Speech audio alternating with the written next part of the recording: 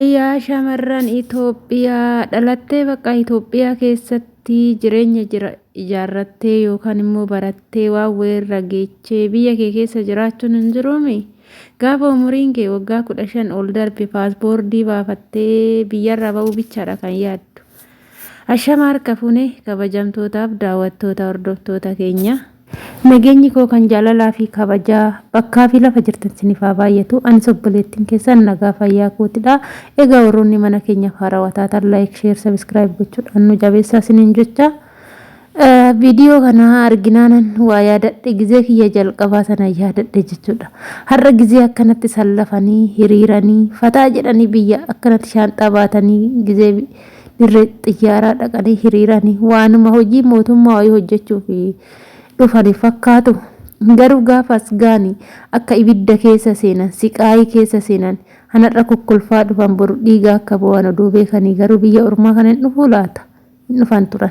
Maali silaa kana sii galte illee kunuu biyyuma jijjiirtee biyyuma arabaa kana itti deebiti. Yoo achi galte wayyoo achuma wayya jedhu rakkanne dhugaa garatti goruu dhabnee jirra. Innaa kanaaf amma ani wanni asirraa dubbachuu dhufe tokkoffaa irratti jechuudha. Waa'ee qaala'insa jireenyarraa wal qabsiisee wanni ani dubbachuu barbaadu yoo jiraate biyya keessatti amma namoota biyya irratti yoo daawwaltanii wajjin haasoftan jireenyi qaala'ee jira. Itoophiyaa keessatti baay'ee jiraachuun nutti ulfaatee jira jedhu namoonni baay'een. Jireenyi yeroo isaa wajjin biyya amma biyyi teenya guddattee jijjiiramte bakka kaleechaa san hin jirtu. Wanti hundi jijjiirame haalli ishii hundi isaa jijjiirame jira. Garuu ati hagam wajjin jijjiiramaa jirta? Biyya wajjin jijjiiramaa jirta? Tattaaffiin kee maali? Haala yeroo wajjin deemaa jirta? Sammuu kee haala yeroo wajjin deemsisaa jirta moo teecheetuma jireenyi natti qaala'ee jetta? Dhaggeeffadhu. Jireenya akka ati ooftetti sii deema. Yoo ati zim jettee teechee harka kee marattee jireenyi qaala'ee jettee waama jireenya qaala'insaa yaadaa oolte jireenyi guyyaa fi daqiiqaadhaan sitti qaala'aa jechuudha. Maaliif jenna yeroo biyyattiin guddinarra jirti waan ta'eef yeroo ammaa kan wal dorgommiirra jira biyyi guddinarra jira waan ta'eef jireenyi ni qaala'a. Ati hoo hojiitti kaate hojii hojjechaa jirta? Maal gochaa jirta? Hojii akkamii hojjechaa jirta? Kallattii kamiin deemaa jirta? Dhaggeeffadhu. Keessattuu shamarran biyya arabaa jechuudha. Gaafa asii galtan jireenya biyyaa wal simattanii barattanii biyya akkamitti akka jiruu keessa fooyyeffattan yoo akkamitti deemuu akka dandeechan yoo barbaadan jechuudha. Gaafa as teechaniitu amma biyya ormaa kana teechanii hojjechaa jirtan kana jalqaba irratti maallaqa keessan abbuma argitaniin ergina. Namuma rakkadhe isinii jedheen maallaqa keessan hin ergina. Tokko. Inni lammataa biyya ormaa yoo teechu amma yeroo ammaa kanatti hojiirra jirta. Baay'een keessa nama maalaan hojjedha jettanii kana naa hojjedhu san naa hojjedhu jettanii biyyatti namatti maallaqa ergitanii akka waan namni hojjetee jiruu keessan jijjiiru namarratti maallaqa ergitanii booda maallaqa san kaaddamtanii jirtu. Namarratti hojii kana jalqabi naa hojjedhu jettee yoo ergite namni jireenya mataa ofii hojjeta malee jireenya keessii hojjetu tokkollee hin jiru. Ati har'a hojiirra jirta. Hojjechaa jirta. Waan hojjettu kana ammoo baatiidhaan argachaa jirta. Waan baatiidhaan argattu kana hoo maal gochaa jirta? Akkuma baatiidhaan argattuuni wayirra oolchaa jirta moo yookaan immoo namuma si gaafateef bakkuma argitetti ergaa jirta? Gaafa nasii gale nan rakkadha jettee yaaddee beektaa? Gaafa shamarri biyya arabaa jirtan har'a gaafa biyya ormaa jirtan garaa jabaattanii waan keessan sirriitti qabattanii maallaqa keessan irratti duutanii qabattanii yoo biyya hin galinii rakkoo hamaa keessa kuftu jechuudha. Ijoollee baay'een asii galtanii biyyuma kanatti deebi'aa jirtu. Maaf deebitu? Biyya ormaa hojjettanii argitanii miti maaf deebitu? Hojii uumtanii hojjettanii har'a arabdoonni nurratti bilxoomte biyya ijoollee baasteet maal godhu? Hoolota horsiisuu. Hoolota saniif akka kan qallabu sarraatenyaadha. Kan nyaatatti kennu sarraatenyaadha. Lukkuu horsiisuu. Lukkuu isaanii kan kunuunsu sarraatenyaadha. Haala kanaan jireenya isaanii bareeffatanii uffachaa jiru. Dhugaa manoota arabaa hedduu keessatti waa'ee akkana nan arga. Hoolota horsiisuudhaan lukkoolee horsiisuudhaan kan beekamaa jiran biyyoonni arabaa nurratti bilxoomanii biyyarraa nu fidatu asitti immoo hojii kana nu hojjechiisaa jiru. Maarree dhaggeeffadhu. biyya ormaa gaafa jirtu maallaqa waggaa namaa siin hin jedhu. Maallaqa waggaa tokko dirqama irratti duutee irratti goggoddee odoo biyya Itoophiyaan ergin asitti qabachuu qabda. Nangala yoo jettee karoorsite waggaa tokko dirqama maallaqa waggaa tokko hojjettee harka kee keessatti qabattee galuun dirqama si barbaachisa. Nama takkatti odoo ergin jechuudha. Gaafa asii galtee jette immoo ji'a lama boqonnaa fudhatta. Erga boqonnaa baatii lama fudhatteen booddee torbee tokko immoo sammuu keetiif boqonnaa fudhatta. Kophaa kee teechee iddoo wajjin jirretti iddoo zimmitaan baay'atutti sammuu kee qofa dhaggeeffachuu eegalta. Maaliif maallaqa kee waggaa tokko sana odoon balleechin osoo waa tokko hin godhin biyya alabaa ta'in gale jettee osoo akka barbaadden ta'in sammuu kee torbee tokkoof dhaggeeffatta.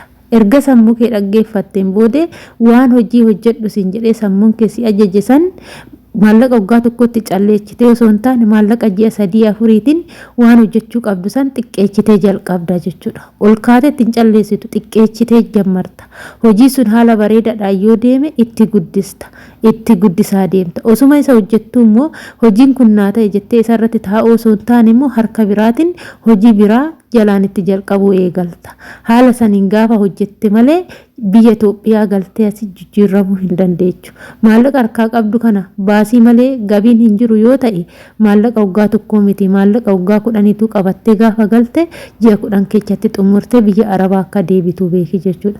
Dirqama maal akka hojjechuu qabdu asii galtee maallaqan qaba jettee gadi naqxee waanuma argite suuqii ijoollee baay'ee nama asii galanii suuqii banu. Suuqii bananiiti dhugaan sinitti hima baatii 6 keessan hojjetan suuqii san keessa ji'a 6 hojjetan. Aga hin banu ji'a tokko ji'a 2 ji'a 3 ittiin of agarsiisu jechuudha. Suuqiin banee biyya Arabaatii galee akkana godhee hojiin kun gaariidha jedhu suuqii san keessa ji'a 6 hin dhaabbatan. Gaafa ji'a 6 suuqiin sun cufame. Suuqii maaliif dhiiftee jedhanii gaafa gaafatan meena kasarsee waan an hojjedhu hundumaa isarrattan fixee kisaaradha malee faayidaan qabu sin jedhu. Maaliif seetani?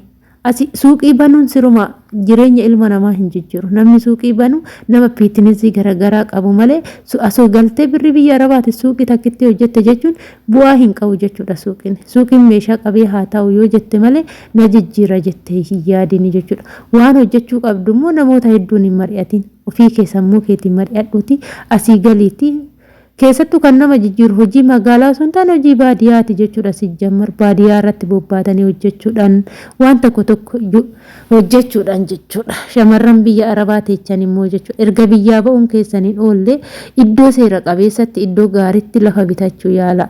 As teechanii gaafa lafa bitattanii luukii 20 irratti jaarsifattanii jettanii isaan booddee gibbuma san keessatti hojjettanii jiruu keechan jijjiiruu waan dandeessanidha jechuudha. Akka yaada mataa kootti kuni kana biyya ormaa dhufuu qofa osoo hin taane maaliif akka biyyaa baatan maaliif biyya ormaa akka hojjettan maaliif akka shintibeetii gandaa dhixxanii sirtuu battanii beekuu qabdu.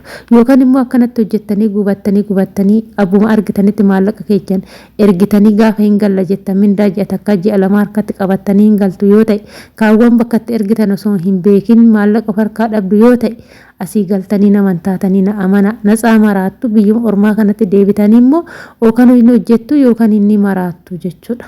Mee namni asii galtanii biyya Arabaa kana hojjettanii deebitanii gara biyyaa deebitanii galtanii rakkoo sin mudate ammas immoo biyya Arabaatti deebitanii jirtanii mee ana jira hedduu keechantu jira jechuudha.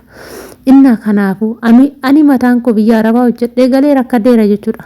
Waggaa 2 jalqaba gizeen hojjedhee asii galee agan biyya ture san maallaqa koo jalqabaani wayirran oolchine maafan sissoba jechuudha. Garuu mudannoo kiyya guddaadha waan inni na mudate guddaadha.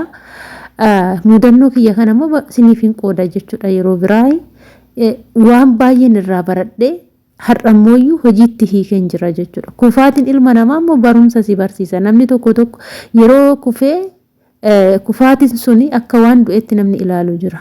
Kufaatiin daandii barumsaati.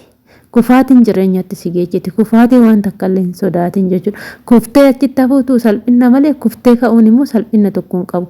Ilmi namaa kufee yoo ka'ee barumsa san baratee iddoo yaade ga'a malee akkuma ka'e yoo qajeele haala jireenyaatiif akkamitti akka itti adeemuyyuu kan hin beeknetu jira jechuudha. Kanaaf kuftanii ka'uu keessanitti hin gaddina. kuftanii hafuu keessanitti gaddaa malee waan hojjettaniif waan adeemtaniif sirriitti beekaa sinin jedha. Ani viidiyoo kiyya sumarraa nan goola. Turtiin wajjin gootaniif galatooma. Hanga viidiyoo biraatii walitti deemtu turtii gaarii mana kana laayik sheer sabiskiraayib gochuudhaan nu jabeessaa sinin jechuu jaaladha. Yaadolee adda addaa siniif hin qooda. Waan wajjin turtaniif galatooma sinin jechuu jaaladha. Baay baay.